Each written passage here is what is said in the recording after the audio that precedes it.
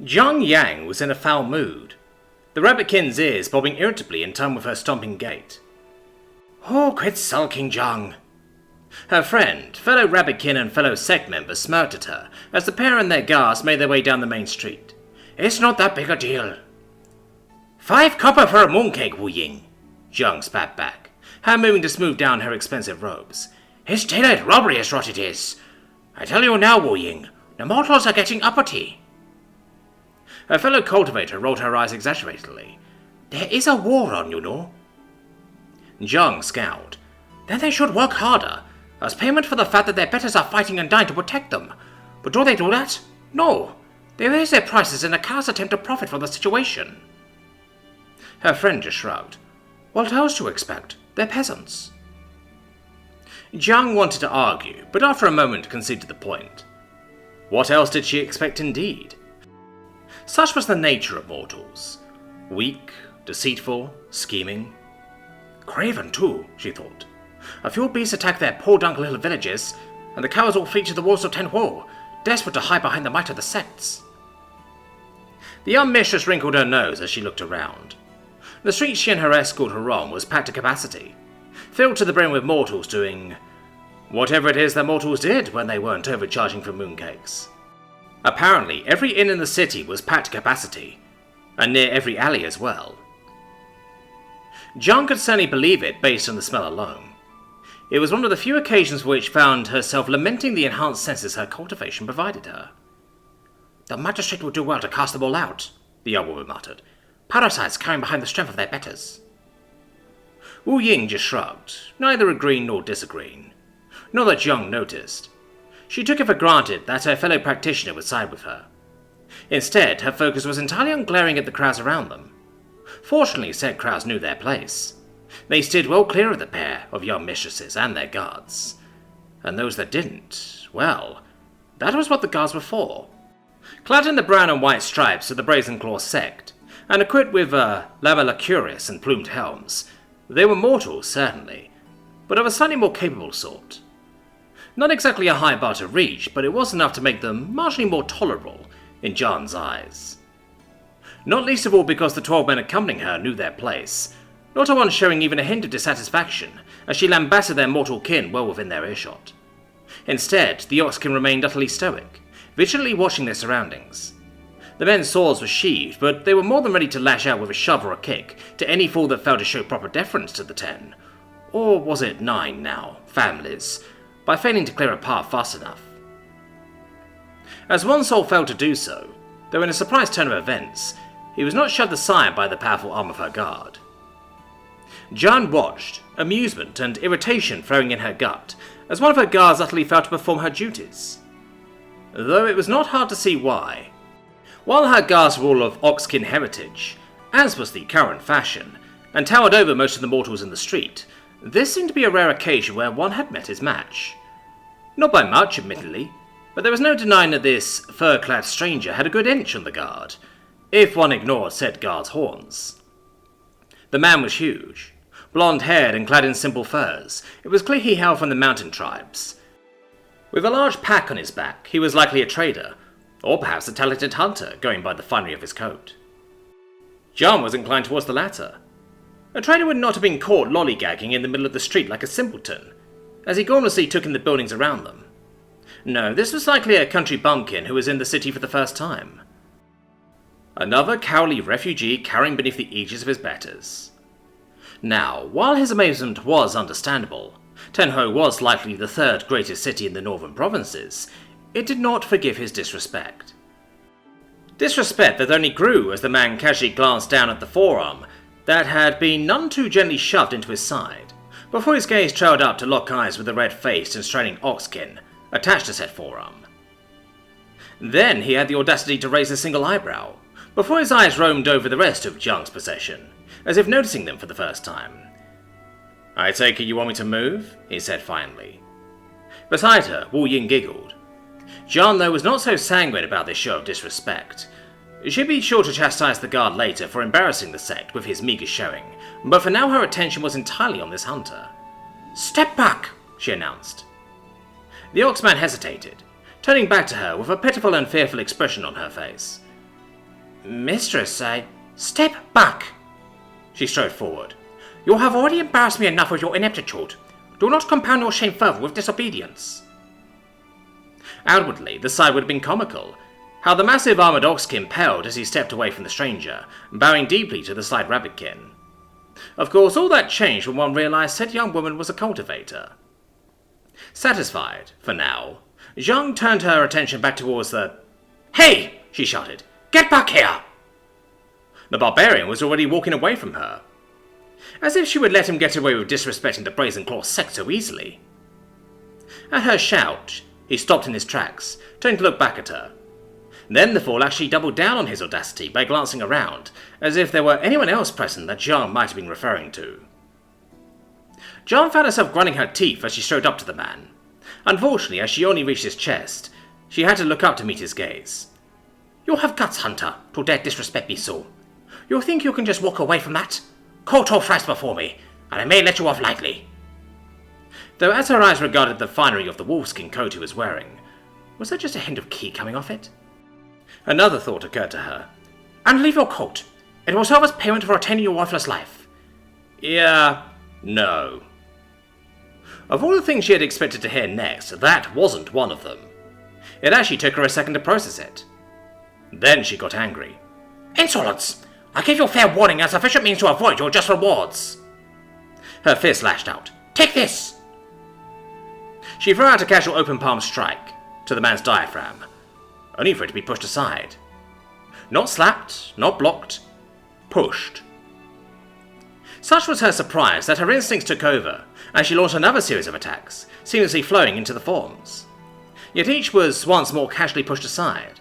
It was as if she were fighting water, as her opponent's palms refused to touch her own, merely guiding aside her forearms were the most economical of movements. Yet his feet, the greatest tool of any fighter, remained firmly planted on the ground, as he neither backpedaled nor advanced. And throughout it all, a strange clicking seemed to emanate from under his coat. Mind catching up with her, she slid but half a pace backwards to reassess the situation. This was no peasant. He was clearly a cultivator. Yet she did not recognize him, and male cultivators were not so bountiful in this world that she would not know of any that were within the city, especially one as distinctive as this northerner. Rapidly, her mind raced through what she knew of him, in an attempt to place his likely origins, and more importantly who his backers might be. For while conflicts between lower-level sect members might be easily overlooked, strikes against a male belonging to a sect carried far greater consequences. No visible ancestor traits, a wool fur coat, northern features, hidden key, a strange clicking sound. The bunnykin pouted as she came to a realization, and a glance back at Wu Yin made her realize that her friend had likely come to the same conclusion. Zhang had just crossed fists with the slayer of Kui the Malformed, the hidden master of Jiangxi. She bowed, instantly, leaving herself defenseless should the man choose to strike her down. Not that it would have mattered if she had her defenses raised. Their most recent clash was proof of that. She'd been handled as easy as one would a child.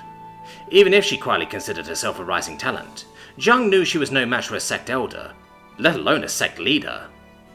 And by extension, that meant she knew she was no match for a man that had slain both a sect elder and leader, simultaneously. Your mistress apologizes to Hidden Master, she said. Shame burned at her core at being forced to supplicate herself before all these onlookers, but that shame dwelled beneath an iron curtain of fear. Not just for the man before her, but for the consequences that would likely come of it. The sect elders would be furious if they heard of this. It was no secret that the Brazen Claw, along with the rest of the 9 families, were hoping to make inroads with this mysterious new crafter and beast tamer. Even ignoring the fact that he was male, crafters of any talent were a rarity outside of the inner provinces. Beyond that, many an alchemist within the sect had been salivating at the thought of what reagents might be harvested from the peculiar beasts that apparently accompanied him. For if there was one, there might be more. And if plied, this newcomer might be inclined to direct the city's alchemists to where those beasts dwelled. That there existed such a fervour for the reagents that might be carved from the beast's body was a feat made all the more impressive by the current glut of crafting materials the recent instinctive incursion had provided. In recent days, for a cultivator to find a spirit beast was as easily found as turning over a palm. They were rampant outside the walls of the city, An unexpected and likely unintentional benefit of the madness brought on by the great enemy's foul techniques. Empress above. Apparently even the normal animals were beginning to show promise as a source of more basic reagents. Whole new classifications of beasts were appearing, each providing greater and greater reagents to aid in cultivation. A new age was dawning, a golden age of cultivation. One that foolish self might not live to see, given that she had just, it's fine.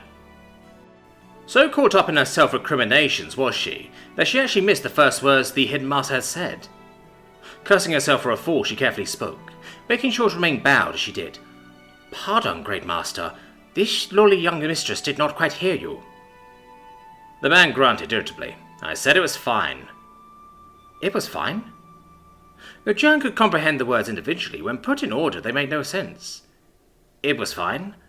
She had attacked a hidden master, mistaken him for a mortal, made to steal his coat, and he said it was fine. Just try to be a little less hot-headed in future, he continued, heedless of her confusion. I mean, Christ, I was gonna move, no need to shove. She did not know what a Christ was, but it did not matter. She was going to live. In spite of that, she only dared to look up once she heard him turn away. And when she did, he was just walking away, his massive travel pack disappearing into the crowds. Only once he was out of sight did she dare to breathe again, though. Wu Yin was at her side in moments. Jiang, you idiot! You nearly got us all killed. Jiang turned to glare weakly at her friend. How was I to know these Slayer of Kui were just wandering around? What kind of sadist walks around while hiding their key? The man was like a walking bungee trap, just waiting for some poor, hapless initiate to stumble across him. How was one supposed to anticipate that? Be polite to every mortal they came across on the off chance one of them happened to be a hidden master? Apparently our city's newest bachelor does, her friend continued. Forget that though, I need a drink and you're paying. Jiang just nodded. She had no issue with that proposed plan of action. Hell, she wouldn't even complain about whatever insane markup the innkeeper had applied to his wine. Though as she stood up once more, she couldn't help but wonder if, well, given that the hidden master had not struck her down for her audacity, perhaps he had taken a shine to her. She shook her head. Still, she would have to seek him out at some point, to apologize for her actions, formally. Yes, she would do that. It was only right. I have heard he has been gifted the formal holdings of the Marble Cloud Sect. A poisoned apple, to be sure. Perhaps he might be grateful for an opportunity to dwell in a more refined setting, while his entourage worked to restore the compound. She could provide that. She just needed to call in a few favors with a few of her aunts. So let me get this straight. You're selling the guns, one of your biggest advantages in this world, to people like that? Jack sighed, turning to where Lin had just appeared from. Hello, Lin, he grunted. Nice of you to show up again. It's a shame you weren't pelting me with your sage advice 5 minutes ago. Instead, he'd turned to suddenly find the crowd around them had disappeared, as had his guide. It had been downright eerie, like a shoal of fish suddenly turning as one when a shark showed up. Then some master with horns was trying to tackle him. For her part, the mortal goat woman managed to look a little sheepish. Yeah. You acted out of habit while forgetting that you were dealing with someone who wasn't from the city. Or even this world for that matter. And Lin was just about the only person on this plane of existence who was privy to that fact. Yeah, she nodded slowly. Jack just shook his head. Whatever, it's done now. Here's hoping I'm a big enough name around here that little Miss Coat Stealer doesn't hold a grudge.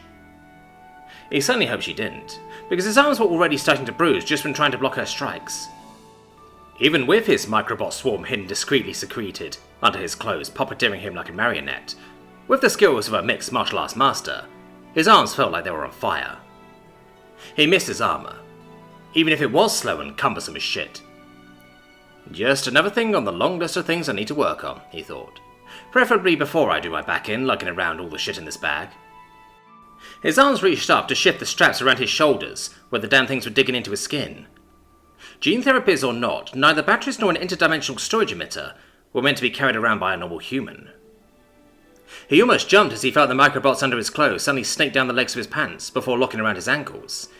Then the machines did something, and the weight on his back seemed to disappear, or at least become more evenly distributed.